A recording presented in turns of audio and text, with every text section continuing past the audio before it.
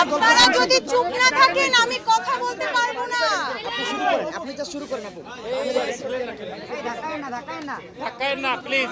আপু কয়জনে একজন নায়িকার গল্প দেখতেছি আমরা, এবং আপনি একজন নায়িকা, সেক্ষেত্রে কোনো নায়িকার সাথে এই গল্পের মিল হবে কিনা?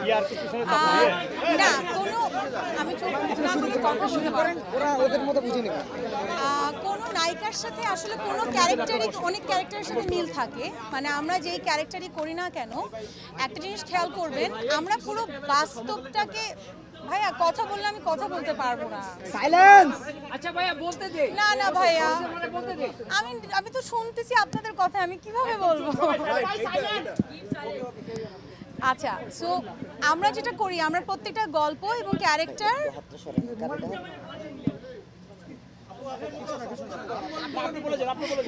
আমরা প্রত্যেকটা গল্পই কিন্তু যখন একটা গল্প তৈরি হয় তখন কিন্তু বাস্তব অনেক কিছু থেকে আমরা ইন্সপায়ার্ড হই, বাট মেইনলি কিন্তু আমরা একটা বাস্তব গল্পকেই বা একটা বাস্তব ক্যারেক্টারকেই আমরা প্রেজেন্ট করি না।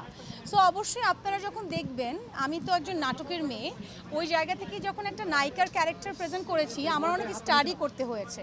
হ্যাঁ, সো ওই জায়গা থেকে স্টাডি করে একটা ক্যারেক্টার প্লে করেছি, বাট আপনারা যখন দেখবেন আপনারাই বুঝতে পারবেন যে আসলে এখানে কতটুকু মিল আছে কতটুকু নেই। বাট আমি বলবো পার্সোনালি কোনো নায়িকার সাথে আসলে এই গল্পের কোনো মিল নেই। সো আপনারা প্লিজ এই ভুল ভ্রান্তিতে থাকবেন না। এই পয়জনটা কতটুকু, মানে যেই পয়জনটা আপনারা মেসেজটা দিতে চেয়েছেন, সেই পয়জনটা সমাজের জন্য কতটা গুরুত্বপূর্ণ বলে মনে করেন? আমার কাছে মনে হয় access of anything is poison. আমি যদি কাউকে ভালোবাসি, সেটা যদি অনেক বেশি ভালোবাসা হয়ে যায় সেটাও পয়জন হতে পারে। আমি যদি আবার কাউকে ঘৃণা করি সেটাও যদি অতিরিক্ত মাত্রায় হয়, or if I do anything right or wrong সেটাও যদি অতিরিক্ত মাত্রায় হয়, সব কিছুই কিন্তু আমাদের লাইফে একটা পয়জন হয়ে দাঁড়াতে পারে। সো ওই জিনিসটাই আসলে আমাদের মেইনলি এখানে তুলে ধরা। সো আপনারা যখন কাজটা দেখবেন তখন you will feel the same আমার মনে হয়। আমরা একটা পোস্টারে দেখেছি আপনাকে ঘিরে অনেকগুলো চরিত্র, আরেকটা পোস্টারে দেখলাম যে আপনার মুখে ছোপ ছোপ রক্ত। দুটো বিষয় কিন্তু আসলে দুই রকম। সেটাই তো টুইস্ট। টুইস্ট না থাকলে তো আসলে আপনাদের দেখার আগ্রহটাও বাড়বে না।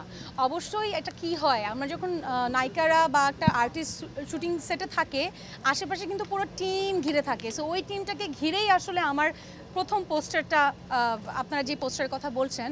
আর অবশ্যই ওখানে কিছু টুইস্ট আছে, কিছু থ্রিলড ব্যাপার আছে স্টোরিতে, যার কারণে হচ্ছে আপনারা ওই ছবিটা দেখেছেন উইথ দ্য ব্লাড। এই তো, সো আই থিঙ্ক দেখলে আপনারা আরও কাজটা ভালো মতো বুঝতে পারবেন। এই ঈদে আপনি আর কি উপহার দিচ্ছেন পয়জন ছাড়াও? আমার মেইন আকর্ষণই পয়জন। আমি এবার বোধহয় আমার ক্যারিয়ারে এই প্রথম আমি এত কম কাজ করেছি। আমার নাটক হয়তো আপনারা দেখতে পারবেন এবার 4 থেকে 5টা। এটা আমার এই এত বছরের ক্যারিয়ারেই প্রথম, just because of poison. Poison নিয়ে আমি, আমার টিম এবং আমার দর্শক এতটা মানে এক্সাইটেড ছিল, তাদের এত এক্সাইটমেন্ট আমি দেখেছি। সো আমি আসলে পুরো দমে চেষ্টা করেছি পয়জনের সময় দেওয়ার। সো আজকে এখন তো প্রিমিয়ার চলছে, সো এরপরে তো বোঝা যাবে আসলে কতটুকু সাকসেসফুল। কাটাকাটি দেখলাম, এটা কি আসলে qurbani special? If you think like that's okay, আমার কোনো প্রবলেম নাই। But it's a good thing যে আমরা এরকম একটা কন্টেন্ট দিতে পেরেছি কোরবানির মধ্যে। ওকে, তিশা তো দেখতে খুব সুইট দর্শকদের কাছে, ভক্তদের কাছে, কিন্তু তিশাকে আমরা একটু এবার কি ভিন্নভাবেই পেলাম? অবশ্যই। আমি আজকে লাইভে সকালে একটা কথা বলেছি যে এটা আমার ক্যারিয়ারের ওয়ান অফ দি না, আমার সবচেয়ে ডিফারেন্ট ওয়ার্ক, অ্যান্ড এটা খুব চ্যালেঞ্জিং একটা ওয়ার্ক। যে আমরা নর্মালি আমাকে খুব রোম্যান্টিকভাবে অনেক সুইট ওয়েতে আমাকে আসলে আমার দর্শক দেখেছে। সবসময় আমার দর্শকদেরকে আমি বলতে শিখেছি একটু ডিফারেন্ট ওয়েতে দেখতে চাই। আমার মনে হয় এর থেকে ডিফারেন্ট কিছু আমি জানি না দেখাতে পারবো কিনা, বাট আমি চেষ্টা করেছি। দীপ্ত প্লেতে এর আগে আপনার একটা কাজ গিয়েছে, এবার প্রয়োজন। আসলে দীপ্ত প্লের সাথে জার্নিটা কেমন হচ্ছে? দীপ্ত প্লের সাথে আপনার জার্নিটা কেমন যাচ্ছে? আমার দীপ্তর প্রথম যে ওয়েব ফিল্মটা সেটা আমি করেছিলাম সাহসিকা, সেটা দীপ্ত প্লের প্রথম ছিল। সো ওই জায়গা থেকে I feel so great, I feel so honour, thanks to Deepto, যে আমার সাথে তাদের প্রথম যাত্রাটা শুরু হয়েছে।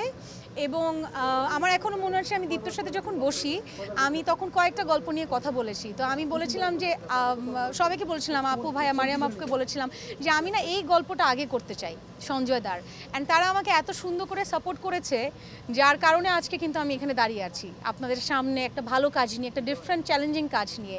So of course thanks to my team and of course Deepto, thank you. দীপ্তর সঙ্গে যেমন আপনি বারবার কাজ হচ্ছে, ভালো থাকাটা কতটা জরুরি? অবশ্যই থাকা জরুরি, কিন্তু আমাদের সিচুয়েশন মাঝে মধ্যে অনেক কিছু চেঞ্জ করে দেয়, বাট অবশ্যই থাকা জরুরি। এই ব্যাপারে কি আপনি আমি তো বাংলা পারি না।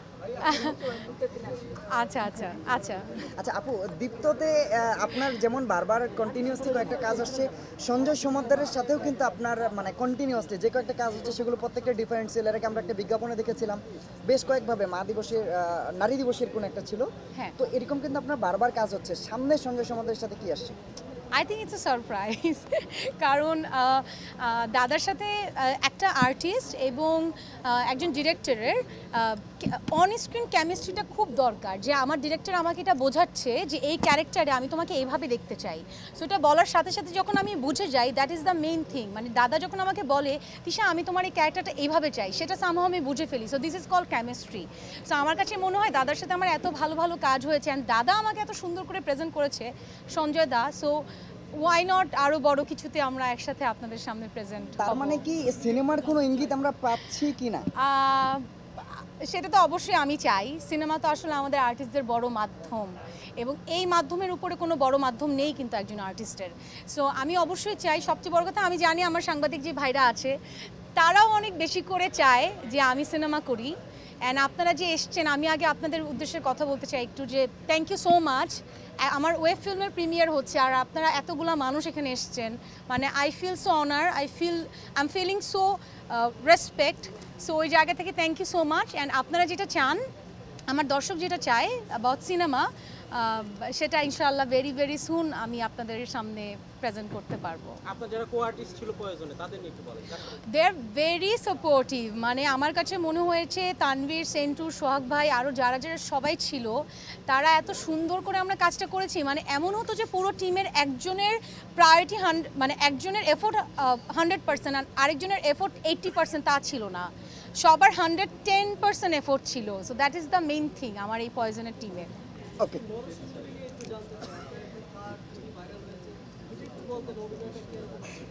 আহমেদ তকির ভাইয়ের গল্পে। আচ্ছা হ্যাঁ, আহমেদ তৌকির ভাইয়ের গল্পে আমি এর আগেও আমার কাজ হয়েছে, অনেক ভালো ভালো কাজ আপনাদের সামনে দিয়েছি। নরসুন্দরীও একটা ভালো কাজ, অ্যান্ড আমাদের আরও অনেক ভালো একটা কাজের প্ল্যান ছিল যেটা চেঞ্জ হয়ে নরসুন্দরী হয়েছে। বাট এটা তো আমি আমার দর্শককে হতাশ করব না, আমার মনে হয় ভালো লাগবে। ওই যে চুল কাটার অভিজ্ঞতা কেমন ছিল যতটুকু? কারণ বাজারে আচ্ছা, আমি আসলে এই কথাগুলি যদি একটু, এখন যেহেতু পয়জন নিয়ে আছি, এটা আচ্ছা আলাদা একটু বলি segment। যে আমার অভিজ্ঞতা ডিফারেন্ট, হয়তো অন্য কোনো ইন্টারভিউতে আরও ডিটেলস বলবো, বাট আজকে একটু পয়জন মই থাকতে চাই। সো পয়জন দেখতে হলে কি করতে হবে? আচ্ছা আচ্ছা, one of the main important thing, হ্যাঁ please. One of the important thing হচ্ছে আজকে আমাদের হাউসফুল হয়ে গেছে। আপনারা অনেকেই এখন বাইরে দাঁড়িয়ে আছেন, আপনারা দেখতে পাচ্ছেন না শোটা। আমি বোঝাতে পারবো না এটা একটা একজন আর্টিস্টের জন্য কত বড় পাওয়া আসলে। সো ওই জায়গা থেকে দীপ্ত থেকে একটা ভালো নিউজ আছে যে খুব আরেকটা আমাদের স্ক্রিনিং হবে, ওইটার টাইম এবং ডেট আমরা আপনাদেরকে জানিয়ে দেবো। কিভাবে দেখা যাবে? হ্যাঁ, এটা আর তাছাড়া তো আপনারা দীপ্ত প্লে এখনই সাবস্ক্রাইব করে আপনারা তো 20টাকে দেখে ফেলছেনই, বিকজ অলরেডি রিলিজ হয়ে গেছে, রাইট? রিলিজ হয়ে গেছে। সো আপনারা চাইলে যারা ঘরে বসে দেখতে চান, স্ক্রিনিংয়ে না এসে আপনারা ঘরে বসেও দেখতে পারেন। Okay, thank you. Thank you so much, thank you.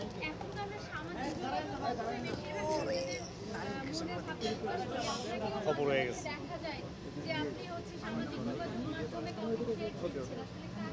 আমি তো আজকে পয়জন এগুলো নিয়ে বাদ কথা দে। বলছি, আর পয়জনই হচ্ছে সবচেয়ে বড় থ্রেড। থ্যাংক ইউ, মাইক্রোফোনটা কার? থ্যাংক ইউ এভরিওয়ান, মাইক্রোফোনটা কার? মাইক্রোফোনটা ঘুমগুলো নেন।